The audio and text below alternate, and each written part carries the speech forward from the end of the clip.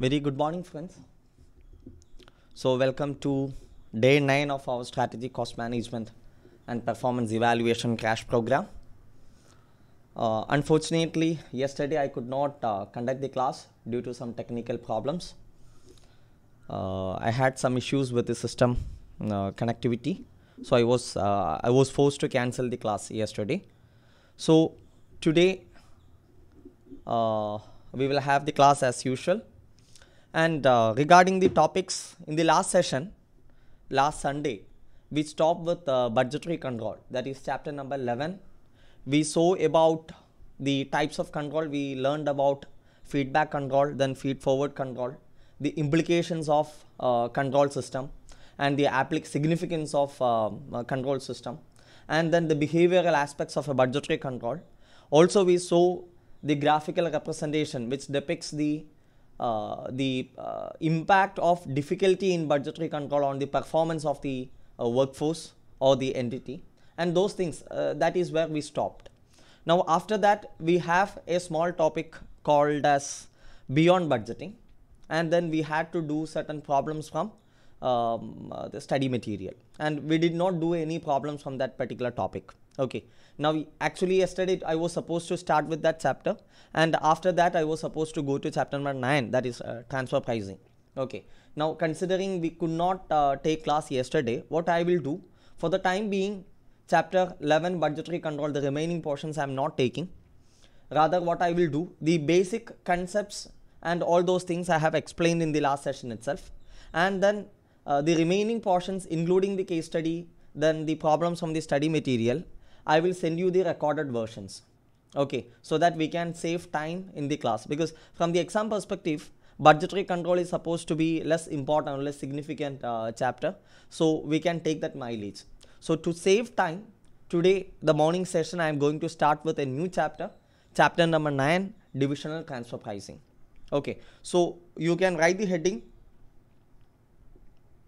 chapter number 9, divisional transfer pricing.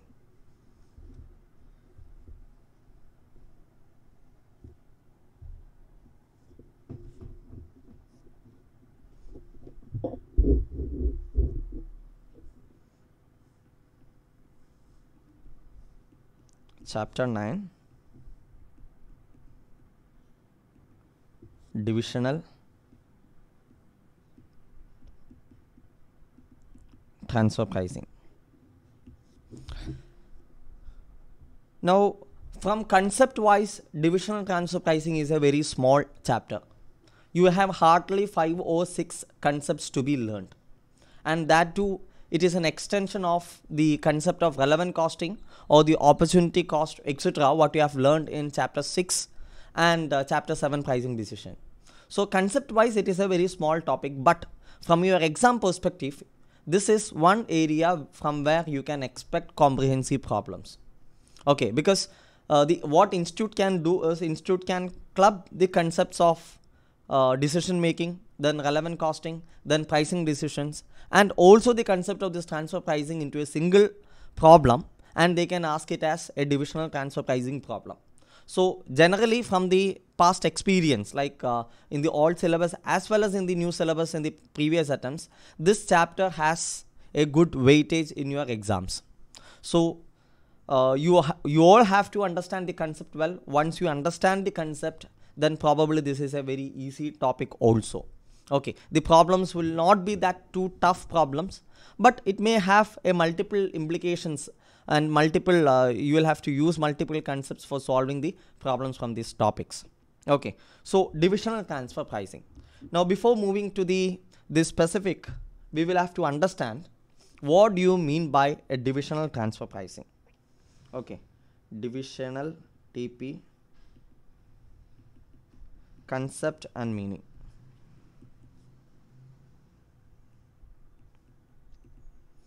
The term transfer pricing could be a term which is familiar to you all, because if many of you in your offices, you may have learned about transfer pricing. Okay, and also those who have attended classes for direct taxes, you may find out the application of transfer pricing in income tax also. If you refer section 92 from 92 to 94, I think, that portion of Income Tax Act deals with transfer pricing. Now, is it that transfer pricing what we are going to deal here? No, absolutely no. The transfer pricing in income tax was limited to the pricing regulations in respect of international transactions. Okay, how you need to price the transactions between associated enterprises in case of international transaction. But the transfer pricing which you are going to deal in costing is not with respect to international transactions alone. It may be well applicable, or it is even more relevant in domestic scenario.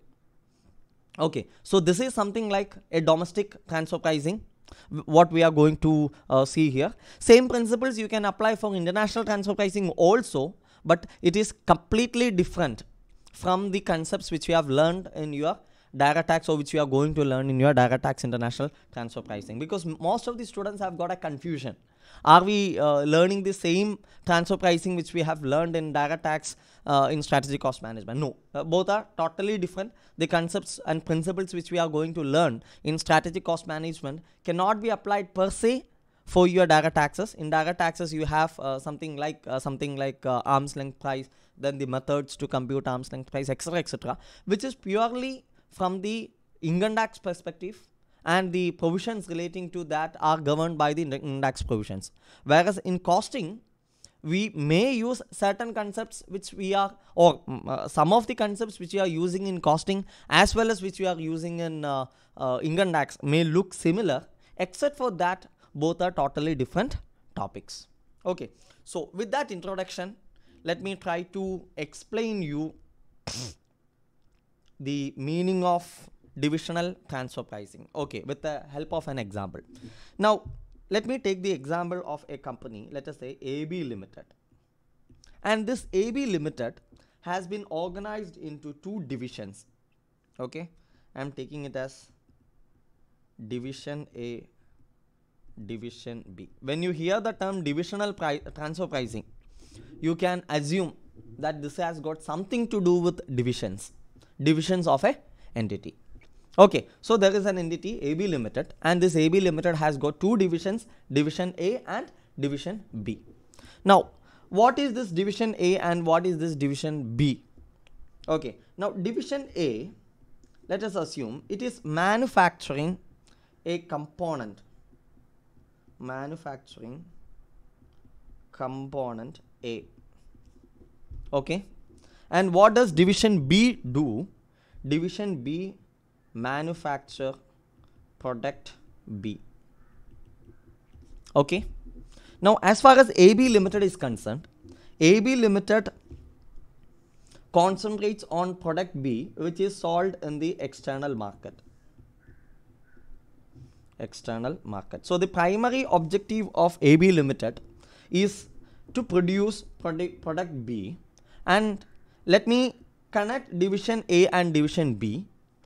The component that is manufactured by Division A is used for manufacturing product B. Okay, so there is a company AB Limited which is organized into two different companies, two different divisions, Division A and Division B. Division A produces a component A which is used as an input by Division B for producing the final product, that is product B. So product B is the final product, and of course this final product B is sold in the external market by AB Limited. That is the flow of transaction. Now going further, both Division A and Division B, they are organized as profit centers. Profit centers. What do you mean by profit centers? Profit centers are those divisions or those entities which are treated as profit earning or profit generating divisions or units. Okay, so when you say that Division A and Division B are treated as profit centers, both Division A and Division B are required to generate profit with the activity that the respective divisions do. Okay, so if division A is manufacturing component A and transferring this component A to division B, then division A is required to earn some profit out of this transaction. Similarly, division B is also organized as a profit center, meaning which this division B is also required to earn certain level of profit. Okay, so the divisional managers of both the divisions will be given definite targets with respect to the profitability, and sometimes even with respect to the gross revenue or turnover. Okay, so divisional managers are given the responsibility or accountability for earning the desired level or desired quantum of the profits and turnover, and their performance is evaluated on the basis of the target achievement by each of these divisions. Okay, so that is the sum and substance. Now coming to division A. Division A, component A, let me modify it further. I told you this component A is required as a input for manufacturing product B. Okay, now in addition to that, component A may have a market in the external market. Market in the external market. Okay, what do you mean by that? On one part, the component manufactured by division A can be sold or can be transferred to division B. The other side, division A can sell the same component in the external market also. Okay, so there is internal demand. This I will call as internal demand. Okay, and there is external demand. This I call as external demand. Is it clear? Yes. So this is the structure of the transaction. There are two divisions, division A and division B. Division A manufacturing component A, which it can transfer to division B as an input, and also it can sell in the external market. Whereas division B is manufacturing or producing a product B using the input received from division A, that is component A, and the final product, that is product B, is sold in the external market. So here there is only external demand. Okay, now in addition to that, both division A and division B are treated as what? Profit centers. Okay, so when they are treated as profit centers, what happens? The managers are accountable. Managers are accountable for the performance of the division. For the performance of the division. Okay, and also how they can be held accountable for this? Both of these managers will be given separate targets. Separate targets for both profits as well as turnover.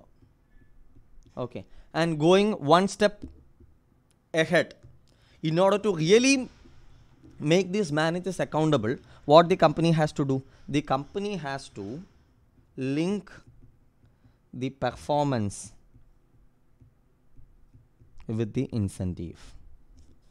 Performance with the incentive. What do you mean by that? Linking performance with the incentive. Both these managers' remuneration will be based on the target achievement of these divisions.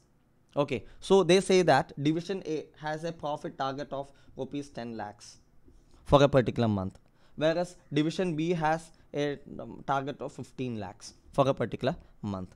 And with respect to turnover, the target is 100 lakhs and here 150 lakhs. Okay, this is the target given by the company to division A as well as division B. Now, if the managers are able to achieve this profits as well as the turnover, they will be eligible for, let us say, 15% bonus over and above their monthly salary. Similarly, if they are able to exceed this target, what will happen? For whatever excess they have generated, out of that 20% will be their bonus. Some method for determining the incentive. On the other hand, if they are not able to achieve this target, what will happen to their bonus? The bonus will be reduced by 5% for every 10% decrease in the target. Is it clear? Is it clear? So that is how the performance is linked with, the incentive is linked with the performance. So naturally what will happen? The divisional managers of both the divisions will be very much forced to generate profits for their respective divisions. Or in other words, these divisions have to report profits. It will be the responsibility of the divisional managers.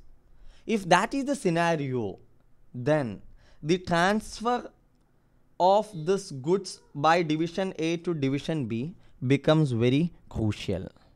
Why it becomes very crucial? When division A transfers component A to division B, the price at which this component is transferred to division B will become the revenue for division B. Okay, because that is the internal transfer price. The price at which the component is transferred to division B will become the revenue for division B, and the price at which division B has received this product will become the cost of division B. Is it clear? So at the same time, the transfer price which is used for transferring this component A by division A to division B will become revenue to division A and the cost to division B. Okay, now to summarize, let me tell you the principles. Transfer price refers to the price at which goods or services are transferred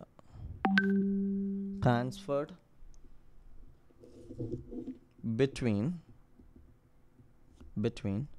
divisions or units or departments of an entity. Okay, the price at which goods or services are transferred between the divisions, units, departments of an entity. That is transfer pricing. Now, when is this transfer pricing is relevant? The transfer pricing is relevant when the divisions are treated as profit centers and the divisional managers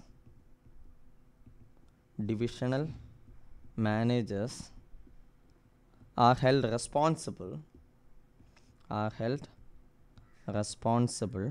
for the performance of their divisions. Okay, now how to make these divisional managers responsible? By giving specific targets with respect to the profit and or turnover.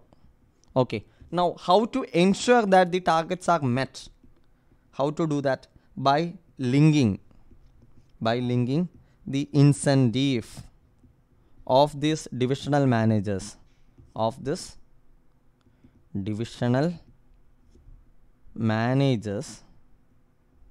with the performance of the respective divisions.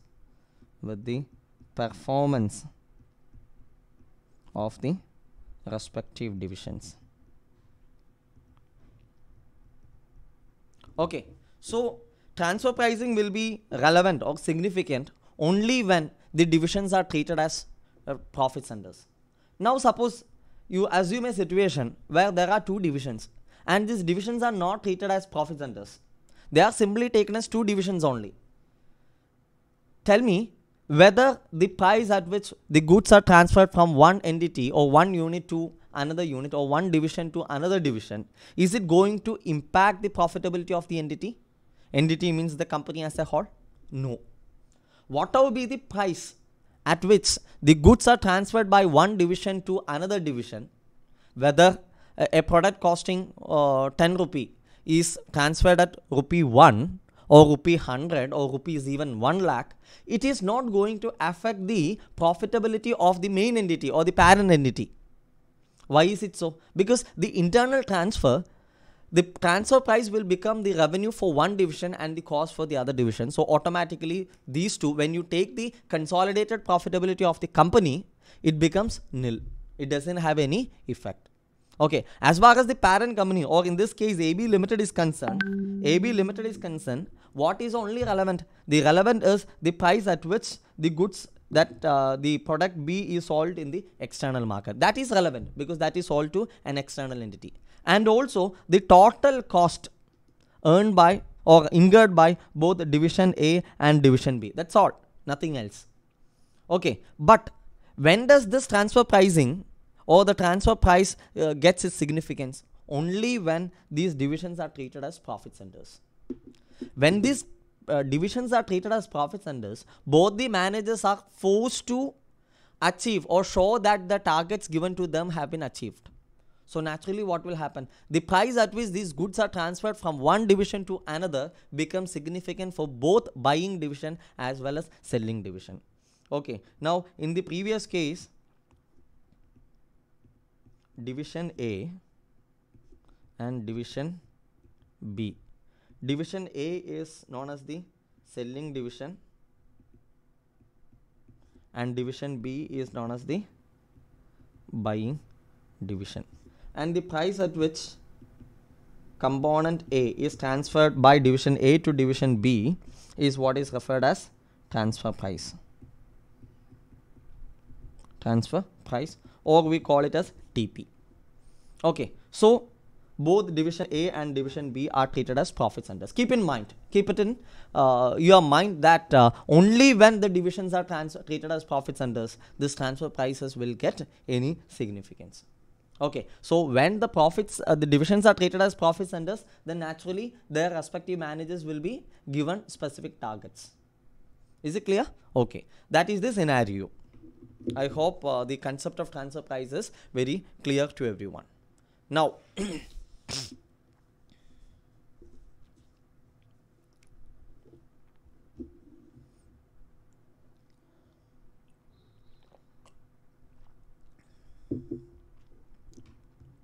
we'll do one thing. We will write a note.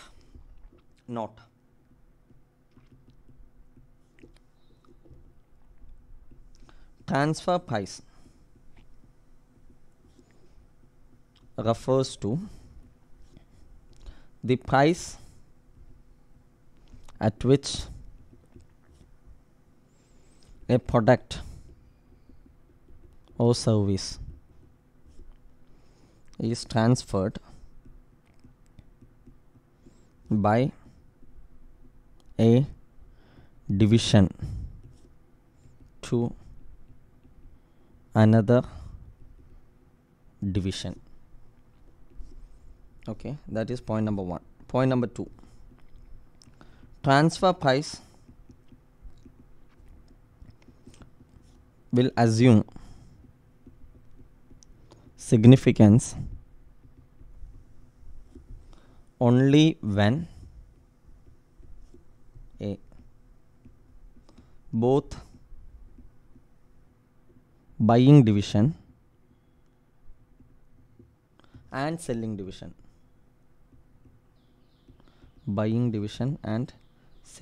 division are treated as separate profit centers.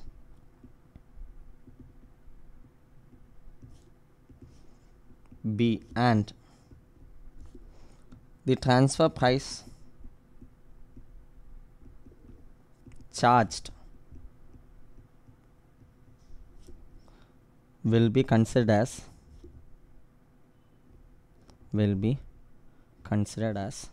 the revenue of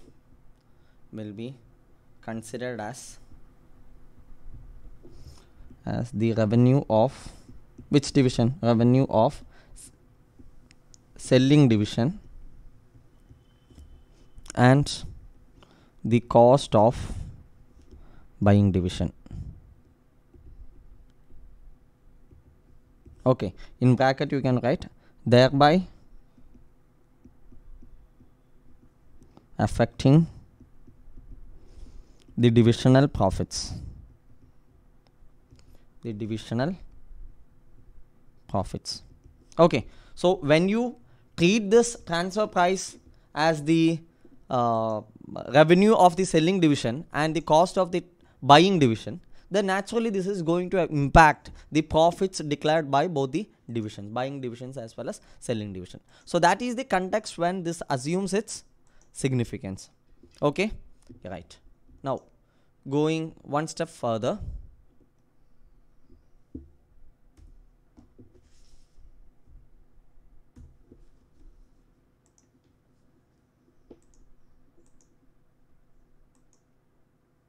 okay, now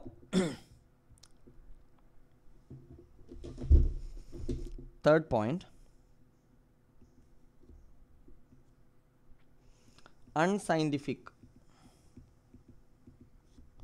fixation of transfer price.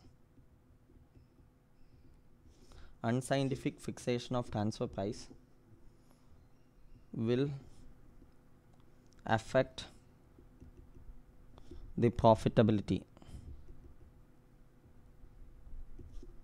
of both the division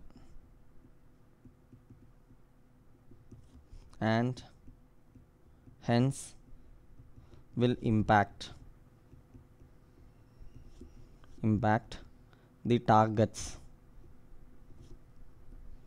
of both the divisional managers.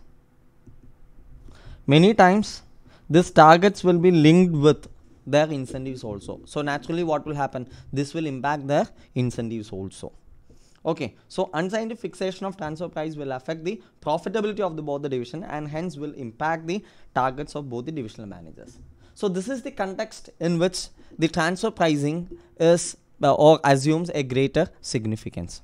Okay, now before moving to the principles of transfer pricing, you have to learn concept of autonomy. Concept of autonomy of divisional managers. Divisional managers. Okay. In the previous example which we saw, there were two divisions, division A and division B. And I told you both division A and division B are treated as profit centers, meaning which the managers of A and B are given specific targets as to the achievement of the profits for the respective divisions and they are held accountable for that. Now, when suppose you are the manager of a particular division and you are given a specific target for a profit and specific target for a turnover. Okay, and suppose you say that your salary will be linked with your achievement of these targets. Okay, in such a scenario, the management, top management of your company, they are coming and telling you, see, this is how you have to work. Okay, and these are the decisions which you have to take. Okay, so they are going to dictate the terms in which you need to control your divisions. The top management is not giving you any freedom at all, and they want you to take the decision which they dictate, and at the same time you are giving some targets with respect to the profit as well as the turnover. Will it work out? No. So if any division is treated as profit centers and the respective division managers are given responsibility or are held accountable for the performance of their division, then those division managers should be given the freedom to take decisions with respect to their respective divisions without asking anyone else. If you are held responsible for the profit of your division, then you should be given the freedom to take necessary decisions with respect to your freedom, not some strategic decisions. Okay, you can't take a decision to sell your entire division off. No, you can't take a decision to dispose of entire fixed assets to another entity. No, such strategic decisions cannot be taken. But routine transactions or routine decisions, like from whom you have to purchase the product, from whom you have to purchase the raw material, to whom you have to sell your products, at what price you have to price your products, whether you should do the internal transfer or whether you should sell it in the external market. All these things which all these decisions which affect the routine profitability of your decision should be taken by you, and you should have that freedom to take such decisions without asking anyone. And that freedom is what is referred as autonomy of divisional managers. Okay, so autonomy of divisional managers refers to what is this? The right given to the divisional managers for what? For taking decisions with respect to their divisions. Okay, and what kind of decisions? What type of decisions? Okay, these divisions includes: 1. Decisions affecting the periodical profitability of the division. Okay, which will include, okay, what all will be the examples? Let me write some examples. 1. From whom the inputs to be procured.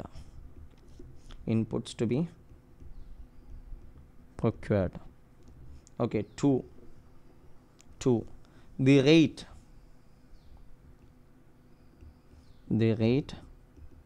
at which the inputs to be purchased. Okay, then 3. To whom the output to be sold. Then 4. At what rate the output to be sold. Okay, so all these types of routine decision which affects the profitability of that particular division should be taken by whom? The divisional managers. And he should have complete freedom with respect to such decisions. And that freedom or right is what is known as autonomy of divisional managers. In other words, you can write not. If a division is treated as a profit center and the divisional manager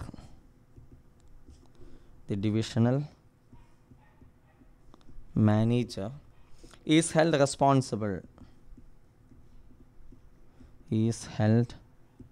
responsible for the performance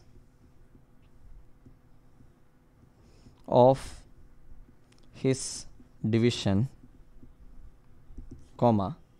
then such divisional managers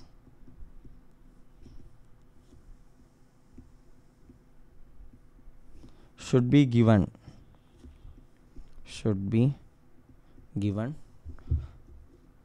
autonomy with respect to decisions affecting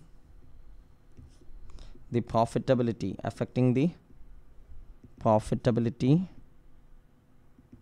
of the division. Okay, so if you are the divisional manager, you should be able to decide from whom you have to procure the goods, at what rate you have to procure the goods, from whom you have to procure the services, at what rate you have to do that, then to whom you can sell the goods, whether you should sell it in the external market, whether you should sell it to A or B or C, at what rate you should be selling that, and also if there is any internal requirement for your products, at what rate you can sell these goods to the internal division. That is transfer price. Okay, so all these decisions should be taken by you. So if you are a selling division, then you should have the complete freedom to determine the price at which you are selling your goods to the transferring division or buying division. Similarly, if you are the divisional manager of the buying division, then you should have the right to decide whether you should get the goods from your selling division, or you should get it from the external market. If you are choosing to buy it from the internal division or the other selling division, then at what rate you can sell it, you can purchase it. Okay, that decision also should come within your power. Are you following? Okay, so this is the requirement if divisional transfer pricing is to be implemented effectively. The managers of the respective division should be given autonomy.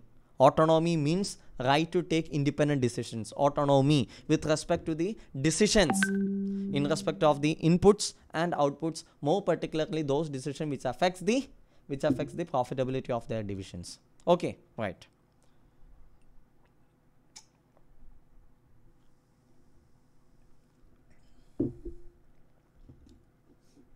Okay, now going further.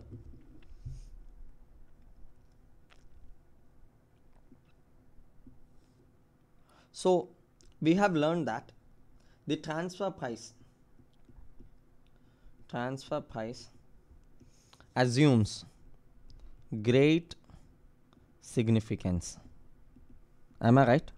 So naturally, you need to have certain principles. You need to have certain principles for what?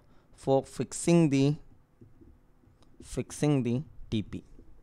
Principles for fixing the transfer price. Okay, so you can write the heading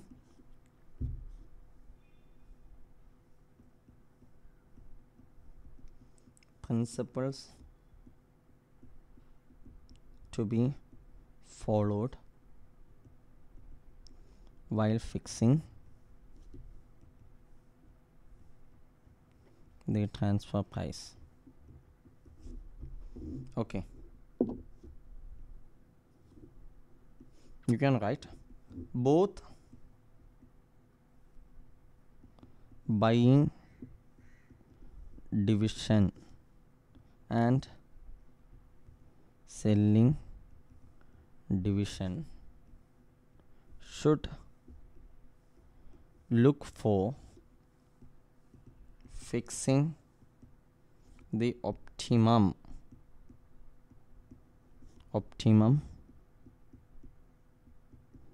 transfer price. Okay, so what do you mean by optimum transfer price? Optimum transfer price is a transfer price which is neither discriminative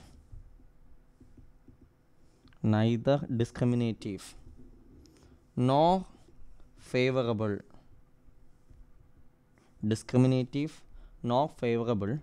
to any particular division alone. Okay, what do you mean by that? The transfer price which both buying division and selling division fixes should be the optimum selling transfer price. And what do you mean by this optimum transfer price? Optimum transfer price is that transfer price which is neither discriminative nor favorable to any particular division alone. Once you fix the transfer price, the buying division or the selling division, they should not feel that I am discriminated because the other guy is charging high transfer price. Okay, they should not feel that they are discriminated. Neither anyone should feel that it has become more favorable to me or more favorable to whom. Okay, so the price should be an optimum price. Is it clear? Okay, now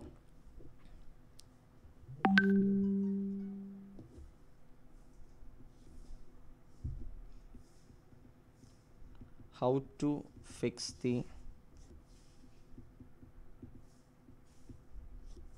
optimum transfer price. Okay, we can have different scenarios. Okay, I am going to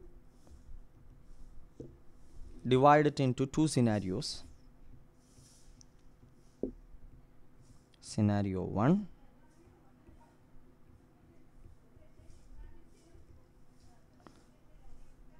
scenario 1 and scenario 2. And what is scenario 1? Scenario 1 is no external market for the goods transferred internally. Okay. What is scenario 1? Scenario 1 refers to a situation where there is a selling division which manufactures. In the previous example, you had division A which manufactures the component A. That component A cannot be sold in the external market. There is no market for component A. What division A has to do? Division A has to manufacture component A, and it can be sold only to division B. It cannot be sold in the external market. Okay, this is scenario 1. If this is the scenario, then what should be the price to be followed, or the price to be fixed as the transfer price, or how the price should be determined, transfer price should be determined. Okay, then the principle is this product is manufactured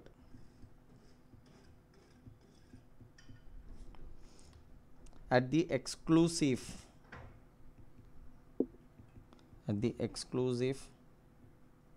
requirement of the selling division, of the buying division. Exclusive requirement of the buying division, because no one else requires this particular product.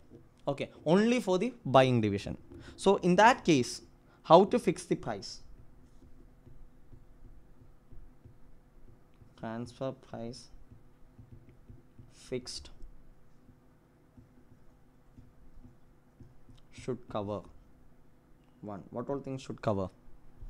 Enter variable cost of the selling division. Okay, so the selling division is manufacturing this particular product only at the exclusive requirement of the buying division, and this division unfortunately is treated as a profit center also, so they will also have profit targets. So while the transfer price is fixed, they have to recoup what? Entire variable cost. Okay, so entire variable cost have to be recouped. Then is it sufficient that they recoup only the variable cost? No. Then what do you have to do? Enter fixed cost of the selling division. Am I right? Whether the fixed cost is to be recouped? Yes, it has to be recouped. Why it has to be recouped? Because there is no external sale. If there was any external sale, then you can say that no, I will be recouping this from the external sale. Now, unfortunately, here such an option is not there. So whatever fixed cost the selling division has incurred, it has to be recouped from where? From the internal transfer itself. Is it clear? And variable cost is recovered, fixed cost is required. Is it sufficient? No. The selling division should also get what? Profit. Okay, so the transfer price should cover reasonable profit margin for the product. Okay, so the transfer price should be fixed, which should in such a manner that it covers the entire variable cost, entire fixed cost, and the reasonable profit. So what do you do? First, you have to see how much product the buying division require. Anticipate the demand, forecast the demand. Then what you have to do? See whether the selling division can manufacture that much quantity. If yes, then that becomes the budgeted production of this particular entity. So now you find out the variable cost, then you find out the fixed cost, and both variable cost and fixed cost has to be absorbed by the budgeted production. Then what you have to do, that will give you the budgeted cost. Then you add the required margin as you do it in the pricing. Okay, you add the required margin. So what you will get the budgeted selling price, or that is the transfer price. Okay, so if there is no external demand, then the transfer price should cover the entire variable cost, the entire fixed cost, and also a reasonable profit margin to the selling division. Okay, now scenario 2. Naturally, what will be scenario 2? Scenario 2 is a situation where there is sufficient external market for the product of the selling division. Okay, so the product what selling division is manufacturing, let us say in the previous case component A, it can, the division by selling division can either sell the same component in the external market because there is external demand, or they can sell it in the internal transfer, they can use it in the internal transfer. Okay, so that is the second scenario. In this scenario also there can be two situations. Okay, one, case 1, case 2. Case 1 is there is surplus capacity available after meeting external demand. Surplus capacity is available after meeting external demand means what? The by selling division has got a capacity which will cover the entire external demand. So they can produce the components or goods to satisfy the external demand entirely. And even after satisfying the external demand, then there is further additional capacity, spare capacity is available. And that spare capacity can be used for what? For meeting or for producing the goods to meet the internal demand.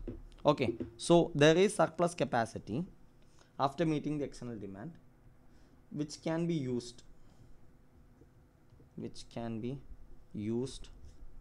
to meet the internal demand. What does it imply? It implies that there is sufficient capacity to cover both external as well as internal demand, which means for the purpose of meeting the internal demand, the division need not sacrifice any external demand. That is the crux. Okay, so the point is, you can write the selling division need not sacrifice any external demand or sales to meet the internal demand. This is one scenario. And what should be the pricing principle? I will tell you after I explain case 2 also. Okay, now what is case 2? Case 2 is a scenario where there is no surplus capacity for meeting internal demand. Okay, no surplus capacity for meeting. I will modify slightly. There is no surplus capacity for meeting internal demand after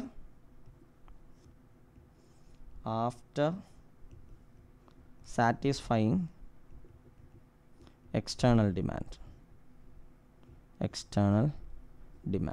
Let me give you an example also. Let's see division A. Division A has a capacity of, let us say, 1 lakh units per month. Okay, 1 lakh units per month. Now, demand for this component A manufactured by division A is 1,20,000 units. Okay, so the capacity is only 1 lakh, whereas the demand is 1,20,000. So naturally, what will be the production and sale? The production and sale will be lower of these two, 1 lakh, because just because there is a demand for 1,20,000, can you produce 1,20,000? No, you need to have sufficient capacity also. Your capacity is only 1 lakh, so you can produce only 1 lakh. So there is no spare capacity. If there is no spare capacity and still you are asked to do the internal transfer or meet the internal transfer, what will you have to do? You will have to curtail some of the external demand and divert that capacity for meeting the internal demand. Am I right? Yes. Okay, so here what happens is, as there is no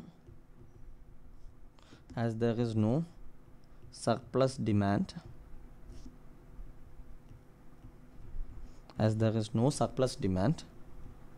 the selling division will have to forego some of the external sales to meet the internal transfer demand. Okay, so in the first case there was sufficient surplus capacity which can be used to meet the internal demand, whereas in the second case there is no surplus capacity. So even if you want to do any internal transfer, what you will have to do? You will have to reduce the external demand or external sales to that extent. So in the first case, I can tell you there is no opportunity cost. For internal transfer. Am I right? Why I am saying that there is no opportunity cost? Because opportunity cost will arise only when I am or the selling division is required to curtail the external demand to satisfy the internal demand. Here there is surplus capacity using which they can meet the internal demand also. So that is why I have said that there is no opportunity cost. However, in the second scenario, if you want to do an internal transfer, then probably what you will have to do, you will have to curtail the external sales. So there is opportunity cost. Opportunity cost do exist. Okay. Now, what should be the pricing methodologies or pricing principles to be employed?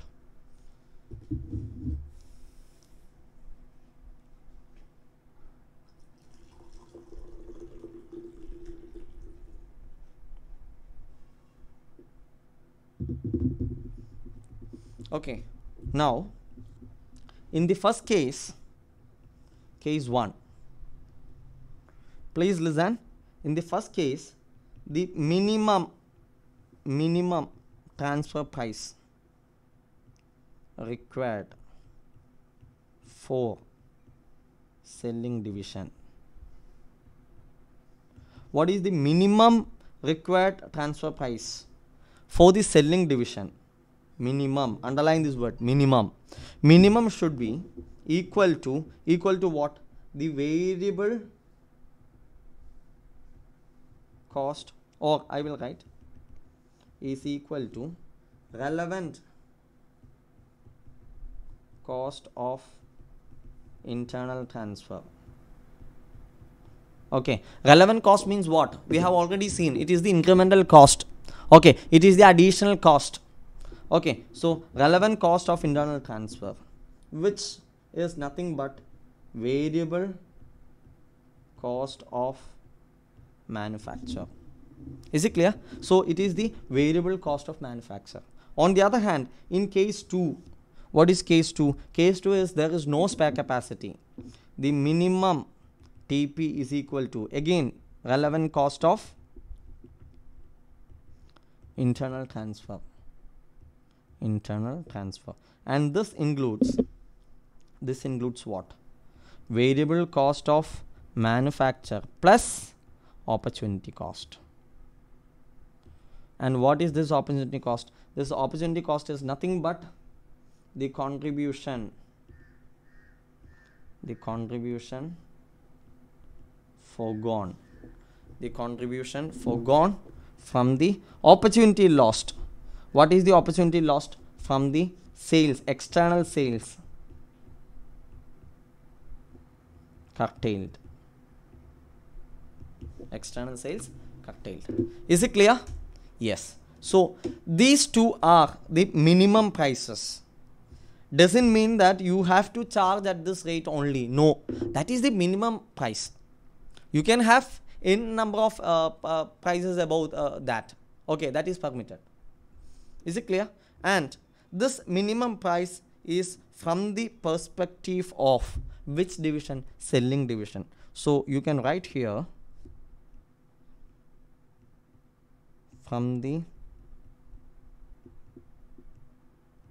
perspective of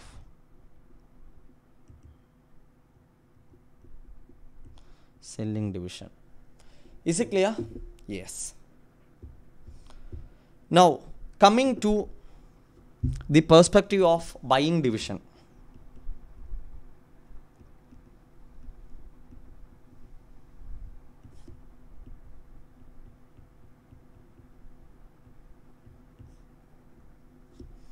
Okay, buying division perspective. Now from the perspective of the buying division also, there can be two scenarios. Scenario 1, the component transferred internally is available in the external market. Okay, now scenario 2,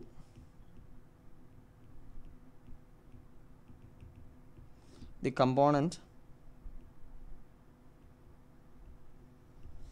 transferred internally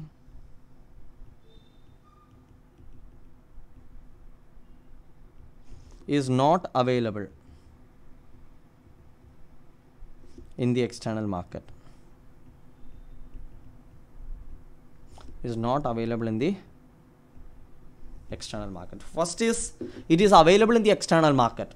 If it is available in the external market, then the maximum transfer price that buying division will be prepared to sell. See, in the previous case it was the minimum selling price, but here when it comes to the perspective of the buying division, it becomes what? The maximum transfer price. The maximum transfer price that the buying division will be prepared to sell, prepared to pay, will be what? Will be equal to the selling, I make it as the acquisition cost or the purchase cost. Purchase cost includes all other incidental expenses or cost also. Okay, the purchase cost of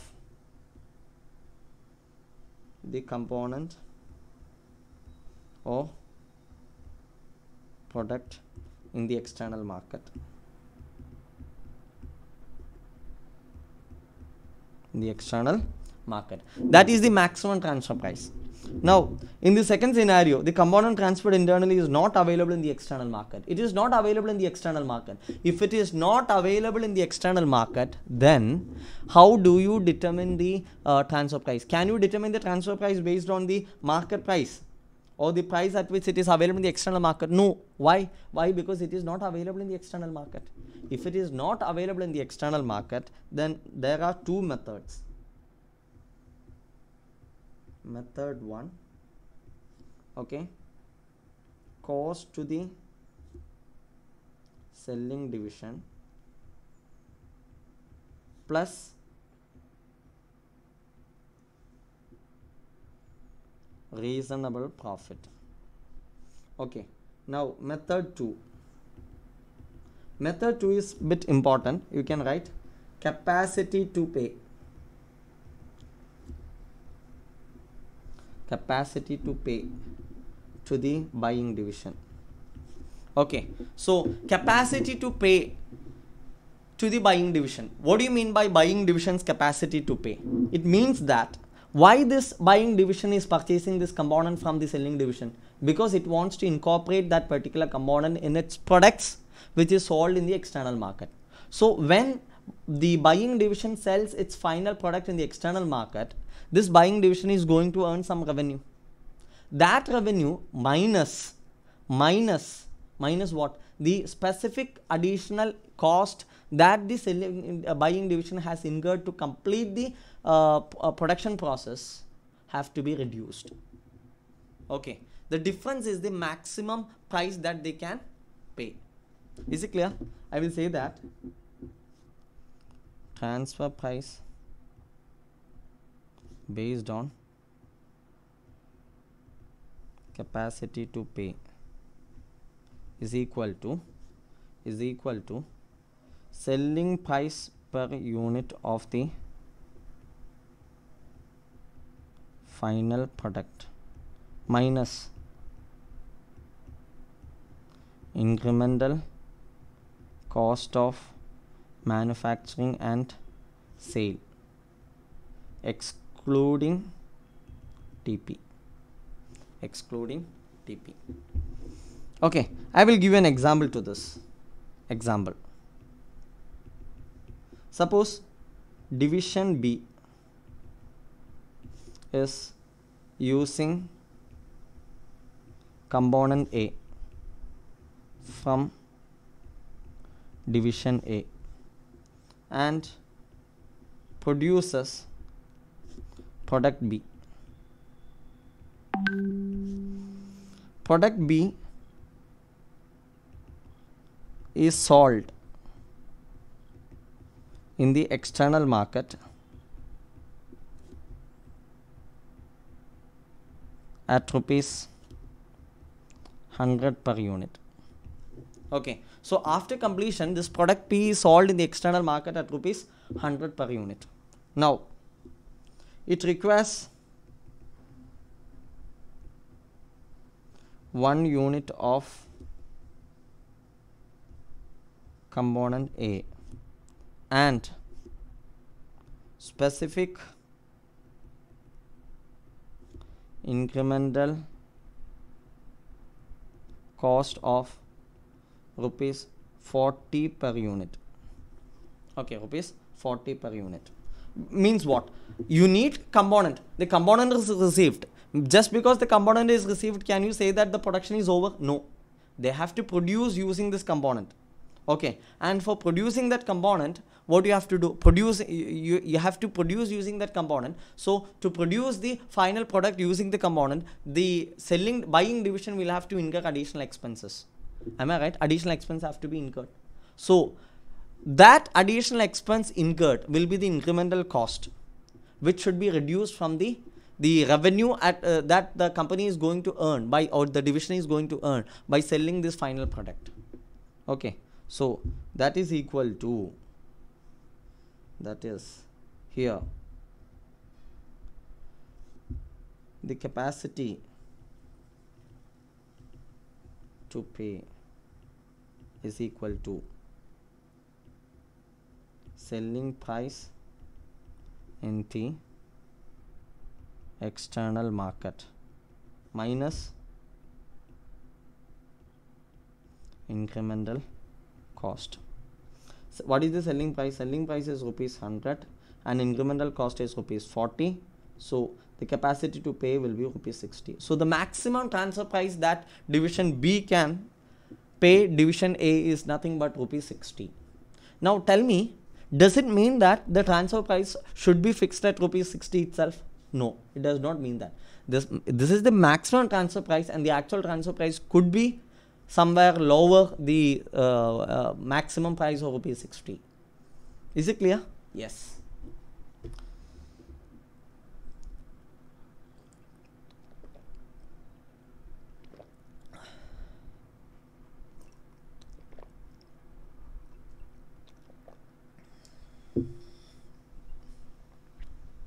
I'll just come.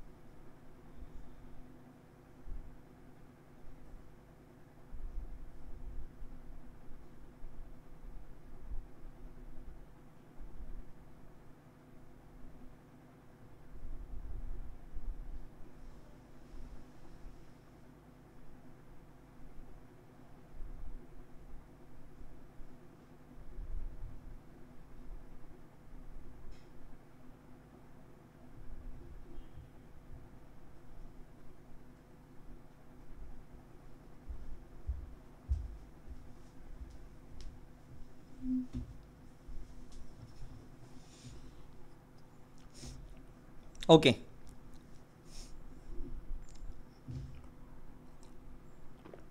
That is how you determine the capacity to pay by a buying division. Okay. So summarizing these principles.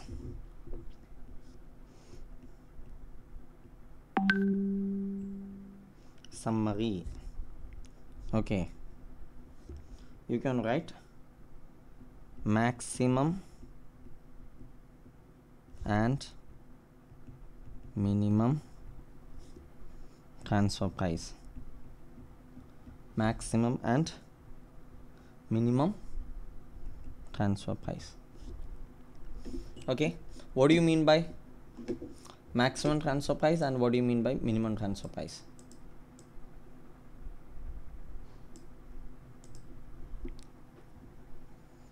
Maximum transfer price is from the perspective of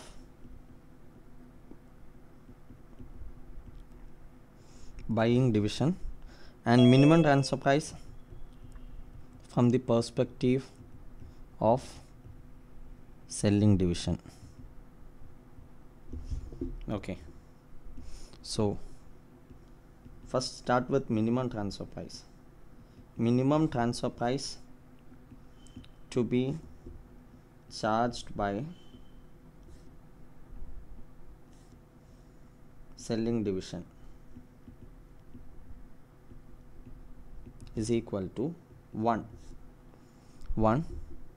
when there is surplus capacity to meet the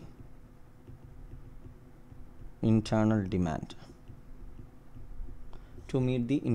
This is first case. Okay, minimum TP is equal to relevant cost of internal transfer. Okay, that is equal to variable cost of manufacture plus cost incurred for internal transfer. Okay, sometimes what will happen is there will be variable cost of manufacture, and after this variable cost the manufacturing is done, this buying division may say that no, you need to pack the products in such a manner, or you need to modify these so you have to make some modifications. So there may be some requirements which are specific only to internal transfer. That requirement, specific requirements, will have a cost, and that is the cost incurred for internal transfer. So cost incurred for internal transfer plus variable cost of manufacture will become the minimum transfer price when there is sufficient surplus capacity. Okay, now 2. When there is no surplus capacity. When there is no surplus capacity, then internal transfer is satisfied. How it is satisfied? By curtailing external demand.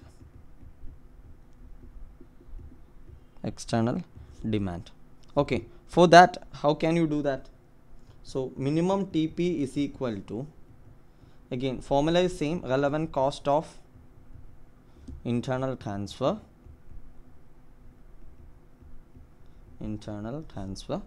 but that will include variable cost of manufacture plus cost incurred for internal transfer. Okay, same as the previous one, plus what? Opportunity cost. And what is this opportunity cost? This opportunity cost is nothing but opportunity cost is equal to the contribution foregone foregone on the external sales lost due to internal demand. Because this internal demand is met by curtailing the external sales. So by curtailing the external sales, there is loss of contribution. That loss of contribution will act as a opportunity cost. Is it clear? Then you can write a common knot to these two cases. Knot. While determining the relevant cost of internal transfer,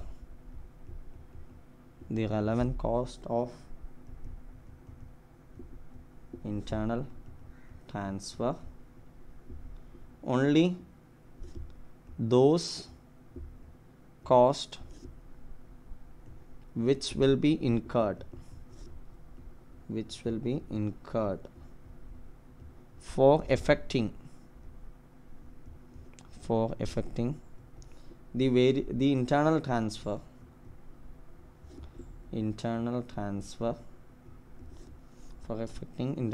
shall alone be considered.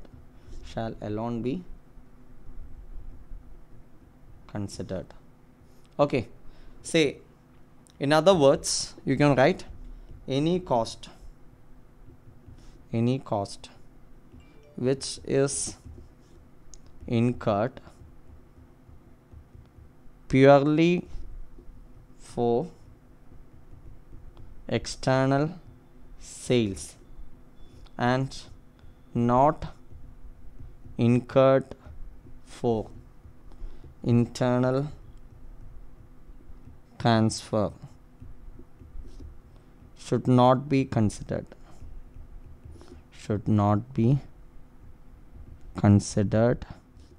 while computing the transfer price. Can you give me an example for such cost? That means those costs which are included only for the external sales and not for the internal sales. Example, taxes. Is there any tax when the product is transferred from one division to other division? No taxes. Tax will happen or tax will be suffered only when the goods are sold in the external sales. So such cost which will otherwise be incurred for external sales and not incurred for this internal transfer should not be taken as a cost for internal transfer. So you can't say that, see, I am incurring some transportation cost for external sales, so that transportation cost will be incurred for internal transfer also. Can you say so? No. Okay, transportation cost will be incurred only when there is transportation of goods. So that may be required only for the external sales, not for the internal transfer sometimes. Okay, so any such cost which is not incurred for the internal sales should not be considered. So tax is an example. Then marketing commission. Marketing commission may be paid when you make external sales. But when you do the internal transfer, why do you have to pay the marketing commission? No marketing commission. So it is not a relevant cost. Then transportation cost. Transportation may be required only when you are selling the goods externally. Transportation cost. Then packing cost. Okay, if you have produced a component and you want to sell in the external market, you need to pack it. But if you are doing the internal transfer, you can simply, the internal transfer, the second division may be located some 100 meters away. So you just need to transfer these goods in the same form without any packing from this premises to the other premise which is just 100 meters away. So is there any packing cost? No packing cost. So all such costs which are incurred only for external sales and not for internal sales cannot be considered as a relevant cost for the purpose of computing the transfer price for internal transfer. Okay, so that is the principles with respect to the minimum transfer price and maximum transfer price. From the maximum transfer price,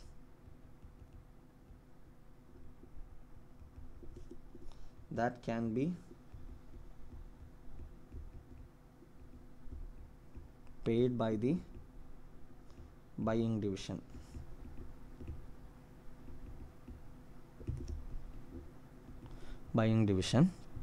This is when the product transferred internally is available in the external market. External market. If the same product that the buying division purchased from the selling division is available in the external market, then the price at which that product is sold in the external market act as a guiding price for the buying division. Okay, so when the product transferred internally is available in the external market, maximum TP is equal to selling price, or let me make it purchase price of the product from the external market. Okay, you can write including all incidental cost minus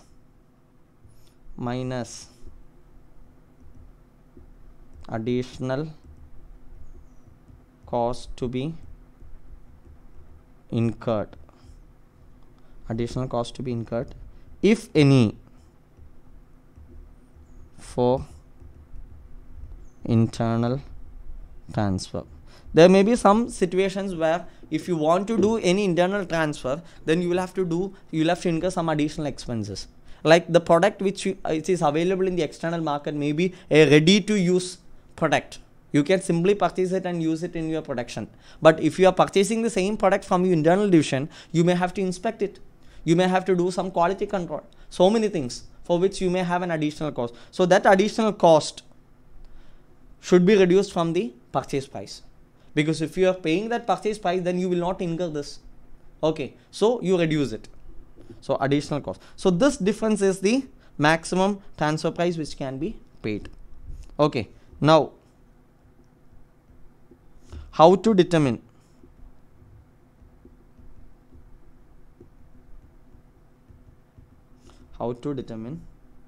the transfer price.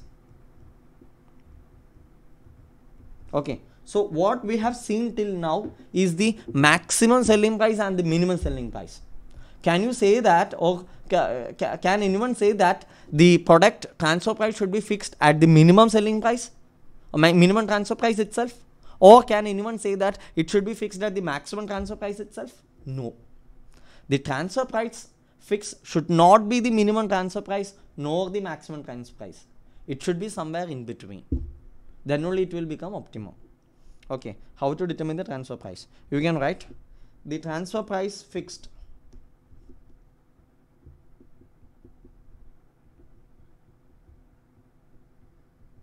cannot be the transfer price fixed cannot be the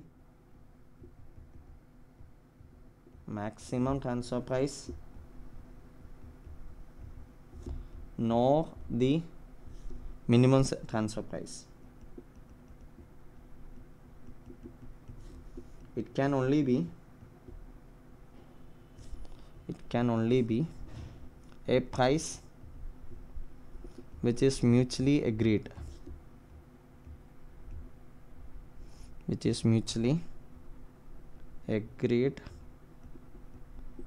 between the managers of buying division and selling division, which lies in between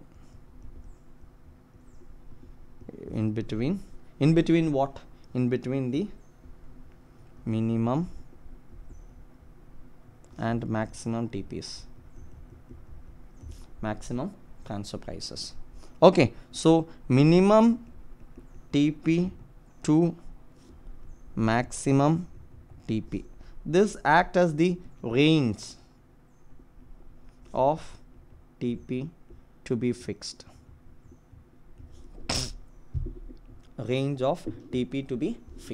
So basically what you are doing is you are applying the relevant cost principles in this portion for the purpose of determining the transfer price. Okay, Right. Now I think it's time for us to do some illustrations. Okay, so illustrations, you can take chapter number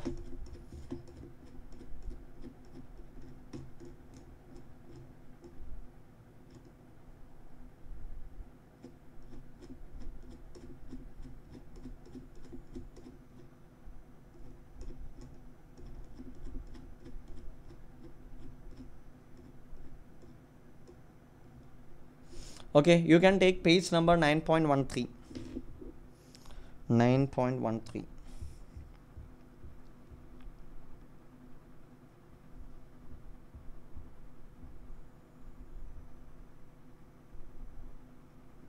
Transfer price and goal congruence. Okay, range of transfer price that promotes goal congruence. What do you mean by goal congruence and all? I will discuss later. The range of transfer price, minimum transfer price determined by the supplying division. What do you mean by supplying division? It is the selling division. Okay, selling division. Then additional outlay cost per unit. What do you mean by additional outlay cost? Means it is the incremental cost incurred for producing that particular product which is transferred internally. This is nothing but the relevant cost of manufacture. Relevant cost of manufacture plus relevant cost of internal transfer. What is that internal transfer? I told you there may be certain situations where you may have to incur some additional expense for the purpose of internal transfer. Such additional expenses should be added here. Then opportunity cost. We saw that opportunity cost will arise only when there is no spare capacity. If there is no spare capacity, then there will be opportunity cost. Otherwise, no. Okay. Now, what is this additional outlay cost? That is also given. Marginal cost. That is the relevant cost to manufacture. Then any additional incidental cost incurred by the supplying division. That is storage cost, transportation cost, etc. We have seen this. Relevant cost of manufacture and relevant cost of internal transfer. Plus opportunity cost, if any. That is the minimum transfer price to be kept. Okay. Then maximum transfer price determined by the purchasing division or buying division. Okay, what do you mean by maximum transfer price? It is the lower of net marginal revenue and external buying price. What is external buying price? External buying price is nothing but it is the selling price, or it is the purchase price at which the goods can be purchased. Goods can be purchased from the external market. We have seen that. Now, what do you mean by this net marginal revenue? Net marginal revenue is nothing but the capacity to pay for the buying division. Okay, what is the capacity to pay for the buying division? We have already seen that. That is the lower of the net marginal revenue, and the formula is marginal revenue, that is selling price per unit. Selling price per unit of what? The final output minus marginal cost to the purchasing division, that is the cost excluding transfer price, that is specifically incurred by the buying division after receiving the goods from the selling division. Okay, so this difference is the maximum they can pay. So, and whichever is lower, either the net marginal revenue or the buying price, the purchase price from the external market, that should be the maximum transfer price they can pay. Is it clear? We have seen this. Okay, right. Now we will have to do a problem. Example. You can take the example given in page number 9.13.